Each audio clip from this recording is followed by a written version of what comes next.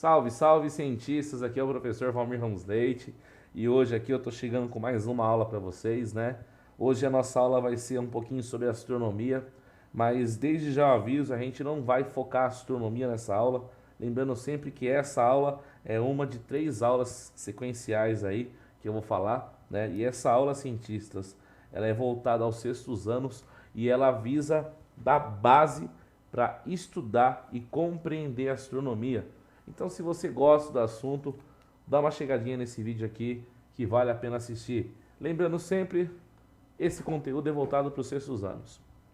Cientistas, eu não posso começar a falar de astronomia com vocês sem antes eu não comparar com a astrologia. Na verdade, cientistas, muitas vezes a astronomia ela é confundida com a astrologia. E eu acho que um dos motivos é porque o nome é parecido. Mas a astronomia, pessoal, ela é baseada no método científico, né?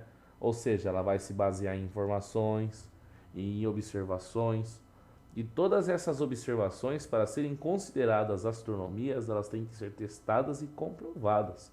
Ou seja, a astronomia, ela usa o método científico para funcionar. E qual é o foco geral da astronomia, né? O termo astronomia significa regra dos astros, né? E o foco inicial, pessoal, da astronomia é estudar os planetas, né? Como Mercúrio, Vênus, a própria Terra, né? A astronomia também ela visa estudar bem as luas, né? Lembrando sempre que existem diversas luas no nosso sistema solar, assim como a astronomia também ela tenta focar os cometas, as nebulosas, os buracos negros, as formações estelares. Basicamente, cientistas, a astronomia ela tenta compreender os fenômenos que ocorrem fora da Terra. As imagens que vocês estão vendo agora são imagens de astronomia, na qual você vê uma supernova, na qual você vê um conglomerado de estrelas. Aqui você vê um buraco negro sugando a matéria de uma estrela. Aqui você vê a matéria com mais detalhe, uma estrela de nêutrons. Todos esses fenômenos são estudados pela astronomia. Agora, quando o professor Valmir fala de astrologia, astrologia, pessoal, com todo respeito ao pessoal que gosta, ela é uma pseudociência, ou seja, ela é uma falsa ciência. E ela é chamada de falsa ciência porque ela não usa o método científico, ou seja, ela não prova nada.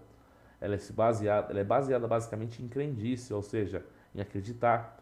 Ela se baseia numa coisa que a ciência não se baseia, que é magia, que é misticismo. Com todo respeito a quem gosta de astrologia, não quero ofender, mas astrologia não é astronomia. E a astrologia ela defende a ideia que os planetas e as estrelas influenciam no comportamento humano. Aqui são algumas imagens de alguns objetos usados pela astrologia. Na verdade, alguns deles não têm embasamento científico nenhum. Simplesmente são feitos por pessoas que não têm embasamento. Aqui algumas revistas de astrologia, né, que propõem que é possível prever o que vai acontecer no ano inteiro, né? É muito estranho isso, mas espero aí não estar ofendendo ninguém. Na verdade, que esse não é o objetivo. O objetivo aqui, como sempre, é falar de astronomia. Lembrando sempre, cientistas, astronomia é a ciência que estuda a regra dos astros, ou seja, a regra dos corpos que estão fora do planeta Terra. E eu não posso falar dela, cientistas, sem antes eu não falar de um cara fabuloso, conhecido como Galileu Galilei. Na verdade, Galileu Galilei, pessoal, ele é conhecido como o pai da astronomia e da ciência moderna. E o parceiro Galileu Galilei, pessoal, ele foi um dos primeiros cientistas a olhar o universo, olhar realmente como ele é.